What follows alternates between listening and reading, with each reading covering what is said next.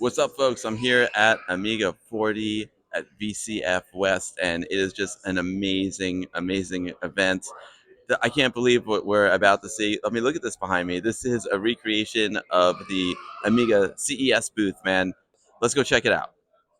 So the idea here was to recreate the CES booth from 1984. This is a lot of stuff from a Dell Lux collection, and outside the booth, they had Atari computers here.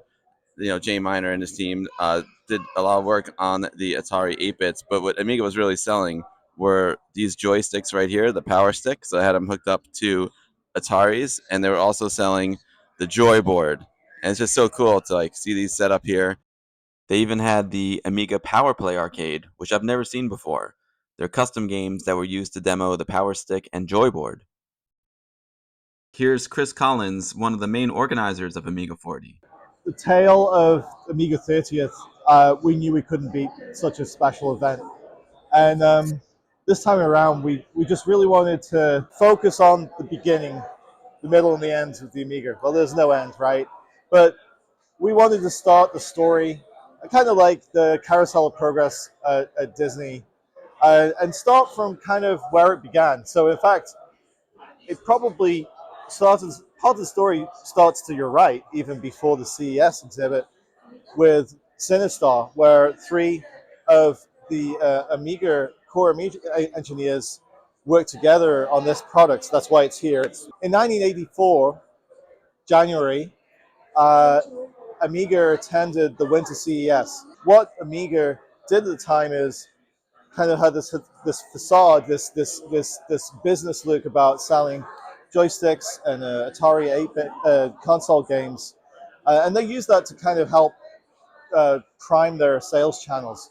Now, if you were a special person, a possible sales channel or developer, you would have had a special VIP invite to come and see behind the curtain. Let's step behind the curtain, Chris.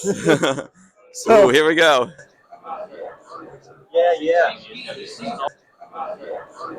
We take you now to the CES behind the curtain, where what we would have seen if we were in 1984 would be this TV with demos being played of this amazing machine. What you would have seen is the actual first, the wire wrap prototype of the Amiga.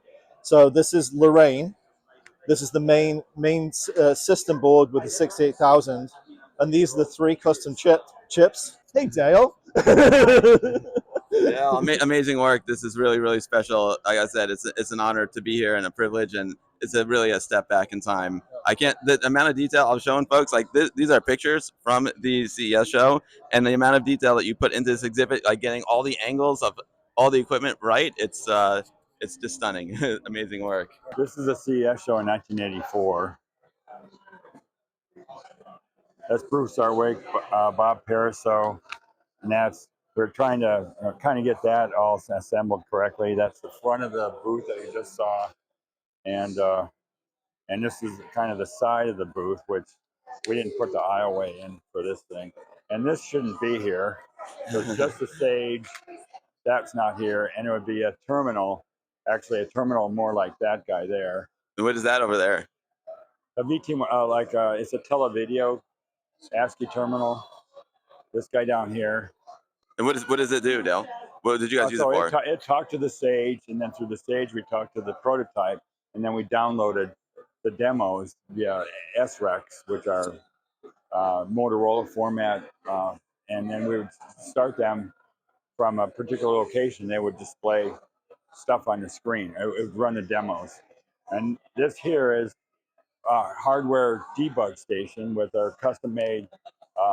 This is a thing for testing Agnes. So these would all plug into, or you would clamp them onto different signals in here. And you can set values into the different registers, and then set certain bits in the chip. And then we could do a single step that would go through like the state machine. So if you look at this, here's a partial schematic of what this of the Agnes chip, and then there's a Atari 800 that we use for doing some emulation of what the Amiga graphics are going to be, and this is a way that we all pretty much worked with a Sony monitor duct taped to the top of a terminal. So we wrote code programs on here, and then every one of these on everyone's workstation were connected to one of the prototypes. I'm interested. And so that's the actual Atari 800 that you had back at the That show, right? is, that's what's in, yeah. That's incredible. And what was it about the 800 that was made it appropriate for you guys to use? I don't exactly remember what I was doing some graphics overlay stuff, maybe emulation of sprites, how the sprites are supposed to work, and but they also did development on the Atari 800 for because we were selling joysticks and joyboards, and we also had some our own custom games like Mogul Maniac, and they would plug into the Atari computers, and they used the Joyboard to run their game. Oh, that makes sense. Amazing. I see we have some other what we have over here, Dale. So this is just a photo album that Lori Reisinger left of some Christmas. I think this is actually Halloween, one fall. Amazing. And this is kind of our development setup. There's a big picture of everybody, and this actually was used by Soft Voice to do Voice of Amiga. So I got that back, and that's powers up, and that's the kind of display they got. But they're just doing audio stuff, so this is all very early prototype stuff. And I see a cardboard box with a face drawn on here on top of a CRT. This is one of the 3 boxes that was on an airplane ride in 1984 to take prototypes to CES.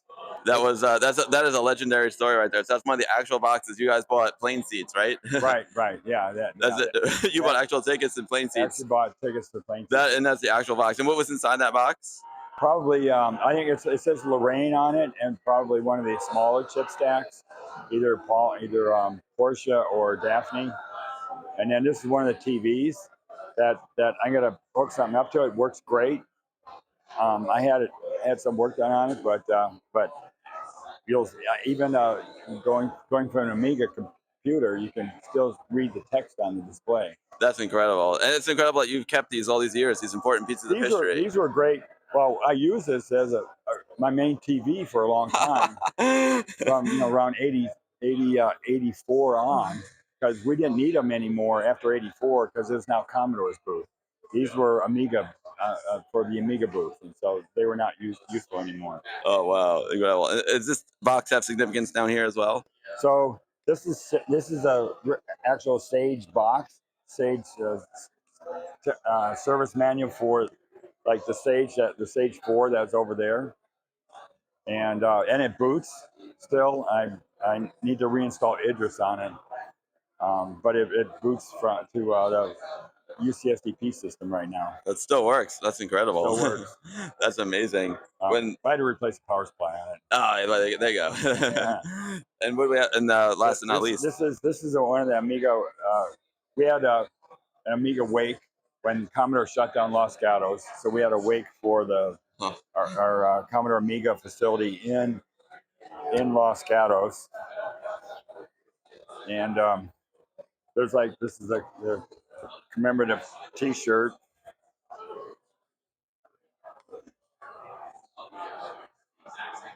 So we were not exactly happy about Commodore Amiga being shut down Los Gatos. Yeah, it makes having a wake for the Amiga. I can imagine. That once Amiga got bought by Commodore, what was your involvement with it?